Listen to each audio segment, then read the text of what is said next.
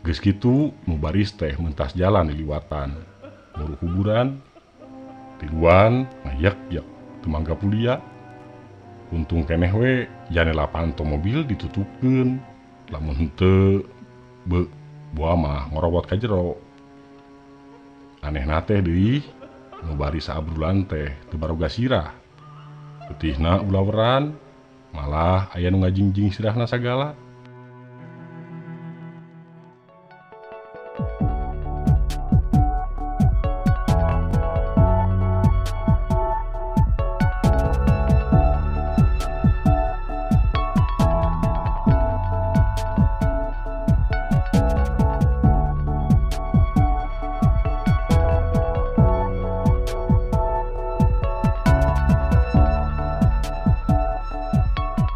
Panuhun kanu parantos subscribe, kanu teu acan mangga diantos subscribe-na, oge tong hilap, like, share, komen, sinareng di hulu bentar.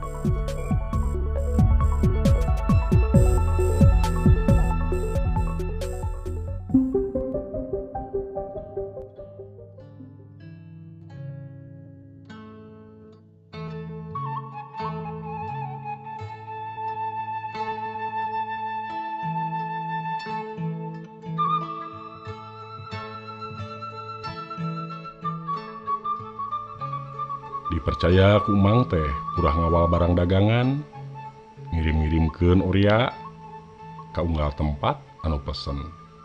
Harita zaman keur hese ku gumuk orea teu kawas kiwari gampang da geus disadiakeun ku Bimas. Ngawal teh kalemah sugih ka mantren nu tuluy mah dijadikeun kacamatan. Indi ti Majalengka teh geus burit sabab di tempat eta teh nurunkeun heula 1,5 ton. Sesana kakara dikirim ka Lemah Sugih. Indi teh jeung supir matuh, Mang Umang, ari kenekna Jang Sukri si tukang suaban. Najan Indit geus reup poek oge, teu ngarasa hariwang. Najan mobil kolot, kuat dipake nanjak, dose kitu wewegnaker. Dipadarek eureun deui nurunkeun 1,5 ton bari jeung minuhan radiator. Lantaran rek nanjak nu leuwih netek. Kulem bae di dieu Jang, enjing deui we ka Lemah Sugih mah. Ceuk tukang warung Bah Oji. Ditembalan teh kapalang hanca da puguh sore keneh ieu. Wantun kitu, Ceuk Abah Oji deui. ari kitu masih aya keneh gorombolan Bah. Ceuk kuring bari nampanan duit pamayar orea sesana nu dititah ditarima ku kuring. Teu aya ari gorombolan mah Den. Mung Teu laju nyaritana kaburu Mang Umang nyalukan ku klakson. Mobil maju bari ngeden, wantuning jalan nanjak, nu jeung galing ku batu meuni taringgul. Galeong ka ditu, galeong ka dieu, milihan jalan nu rada rata, bari muatan masih keneh pinu. Anjog kanu dijugjug geus 9:30. Untung we nu dikirimna keur aya di imah jeung tacan sarare. Ngan riweuh teh kudu nurunkeunana. Maradak neangan heula, atuh nurunkeun pupuk 2 ton teh make meakeun waktu kana 2 jamna. Ku Kang Bandi oge diandeg mondok. Keun we isuk mulang mah pokna teh. Keur kuring onaman nu lalagasan keneh teu jadi pikir. Ngan karunya teh ku Mang Umang adat boga bojo gede timuruan. Atuh geus peuting oge maksakeun mudun deui harita keneh. Heug bae ketang, ngan ka hade di jalana sing iyatna. Sakieu geus peuting, komo lebah padarek, sateu acan jambatan mah. Ceuk Kang Bandi, deui-deui aya nu omat-omatan.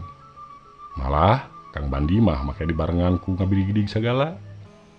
sok aya naon kitu Kang? Lebah dinya teh? Kuring nanyakeun bari bengong. Tapi moal naon ketang, sanes malam Jumaah. Pokna teh. Oh, ngarti atuh, ceuk dina pikir moal salah sok aya jurig. Nya inget samemeh asup ka lembur aya kuburan. Teu aneh jeung teu mata keung. Di mana-mana oge aya kuburan mah. Komo ieu nampeu sisi jalan. Mineng ka giridig ku anu lalar liwat. Najan arang keneh. Komo deui dina mobil aya tiluan moal mata keung. Naha beti pake sieun atawa hariwang. Jeung da mobilna oge jag-jag ieu.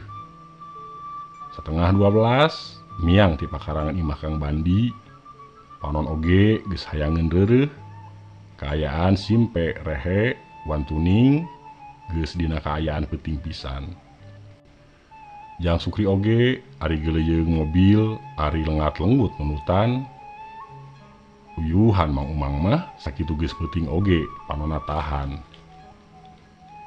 Duka kumaha mimitina da asana teh kakara oge sakoteapan. Pedah eta kitu kuring oge sarua nunutan sare salenyapan. Mobil ujug-ujug reg eureun direm maning nyentok ngadedak pisan. Kaget setir ngagiwar ka sisi karasa cicingna mobil nyempong. Lampu gede pareum duka pareum di pareuman duka pareum sorangan. Kuring curing hak Sukri palangak polongo. Ari Mang Umang nyarita pegat-pegat arap eup-eup. Bari leungeun katuhu curugna nunjuk ka hareupeun mobil. Panon digisik-gisik laju neuteup ka hareup nuturkeun curug Mang Umang nu nunjuk kaluar. Jang Sukri disenggol kalah kanyedekeun. Karasa awakna ngeper ngadeg-deg. Teu aya nu nyoara sarerea olohok mata simeuteun nempo adegan anu kajadian hareupeun. Awak ngabirigidig punuk kukurayeun kawasna Mang Umang oge sarua. Da salila-lila telemek teu nyarek. Kaayaan alam nu remeng-remeng poek caang ukur saukur cahyana bentang nu baranang. Kaayaan di luareun kabin atra katingali najan remeng-remeng oge. Kadenge aya sora nyegor katembong aya nu baris saabrulan. Ditema ku sora gegerungan. Sora ngorok bir munding keur dipeuncit. Geus kitu nu baris teh mentas jalan diliwatan. Mulu kuburan. Kuburan ngayek-yak teu mangga pulia. Untung keneh we janela panto mobil ditutupkeun. Lamun henteu boa mah ngorobot ka jero. Anehna teh deui nu bari saabrulan teh teu baroga sirah. Putihna ulaweran malah aya nu ngajingjing sirahna sagala. Kakeueung ngawasa kaayaan. Lain ngimpi jeung lain dina impian. Ceuk Mang Umang nu kawas geus eling deui. Silih pelong sajongjongan meh bareng maca istighfar musap beungeut. Malah Mang Umang mah ngagerieumkeun ayat kursi basa kadenge aya nu gegerieman teh. Lamun supirna lain Mang Umang. Ceuk kuring dina hate. Ih. Jang Sukri bibirigidigan. Sakitu nu sok suaban teh harita mah teu bisa ngomong. Untung urang teh jang teu tiguling. Lamun tadi Mang terikat ngerem mah wah matak digebrus. Lantaran salah. Inget rek kaliwatan kuburan. Tuter teh ditabeuh. Ari pek ningali nu kitu nya Mang. Heueuh, sia mah keur molor meureunnya tadi teh. Ceuk Mang Umang bari nyetater mobilna tuluy ninca kopling jeung ngasupkeun persneling hiji. Da kuring oge milu nyaksian nempo nu barisna mah. Tembal Jang Sukri. Reureuh tina kareuwas kakara inget kana ududeun. Basa tadi keur di Bah Oji jeung di Kang Bandi di andeng mondok teh dicaritakeun ka Mang Umang. Mang Umang nganaha-naha beuteung bebeja tadi cenah. Nyaho aya nu nyarek mah kajieun dibelaan balik isu pokna teh. Mobil nyemprung balik datang ka lembur geus kongkorong hayam. Panasaran basa dijurung deui ka padarek. Papanggihan teh ditanyakeun ka Bah Oji. Ceuk beja ti Bah Oji aya nu kitu peta teh geus teu aneh deui nu matak harita diandeg oge. Didinya teh tempat ngajagal sing saha nu diculik ku gorombolan basa zaman riweuhan baheula. Samemeh ditunggal jangga nu dijagal teh senang ngali lobang heula. Keur keneh keur nguburna. Kamari sabada sakitu tahun teu nyaba kalebah dinya ngaliwat rek ka Cipeuneuy Kacamatan Wado. Jalan anger garintul garinyul keneh. Aya tapak ngaspal mah nganggeus ancur deui. Iwal ngulona geus rada meungesan, malah ka Cipeundeuy-nakeun mah geus hade deui. Deukeut kuburan teh diadegkeun bangunan SD Impres. Moal mata keung lamun lumaku di peuting teh sugan. Pemirsa, rupina mung sakitu anu tiasa kapihatur, kirang langkung nasim kuring nyuhunkeun dihapunten. Billahi taufik wa hidayah. Wassalamualaikum warahmatullahi wabarakatuh.